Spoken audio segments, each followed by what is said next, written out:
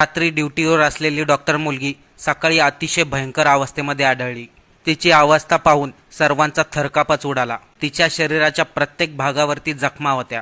नेमकं त्या रात्री असं काय घडलं आणि घटना कुठे घडली, चला ते पाहूया। देशातील नामांकित सरकारी हॉस्पिटल RG मेडिकल कॉलेज आणि हॉस्पिटलमध्ये ही घटना घडली। 31 वर्षीय मुलगी ही मेडिकलच्या दुसऱ्या वर्गाला शिक्षण घेत होती। 8 ऑगस्टला तिची नाईट ड्युटी होती, त्यामुळे ती रात्री नाईट ड्युटीला होती। रात्री 1च्या सुमारास ती जेवण करून सेमिनार हॉलमध्ये अभ्यासासाठी गेली आणि सकाळी तिच्या अंगावरती एकही कपडा नव्हता। तिच्या शरीराच्या प्रत्येक भागावरती जखमा होत्या। तिचे मानेचे हाडही तुटलेले होते। पोलिसांनी या घटनेचा तपास केला। त्यांना त्या ठिकाणी एक ब्लूटूथ आढळले आणि त्या ब्लूटूथच्या आधारेच त्यांनी आरोपीला ताब्यात घेतले। तो आरोपी होता संजय रॉय। तो हॉस्पिटलमध्ये सुरक्षा रक्षकाचे काम करायचा आणि पोलिसांच्या क्वार्टर्समध्ये राहत होता। त्यांनी घाणेरडे व्हिडिओ बघून डॉक्टर मुलीबरोबर हा सर्व प्रकार केला। घटना कोलकात्यामध्ये घडली होती, त्यामुळे संपूर्ण भारतामध्ये डॉक्टरांमध्ये संताप व्यक्त केला जातोय। संपूर्ण भारतातील डॉक्टरांनी संपावरती जाण्याची मागणी देखील केली। जर डॉक्टर संपावरती गेले तर किती लोक मृत्युमुखी पडतील। या आरोपीला फाशीची शिक्षा झाली पाहिजे, त्यासाठी प्रत्येकाने हा व्हिडिओ शेअर करा, जेणेकरून कोणत्याही महिलाबरोबर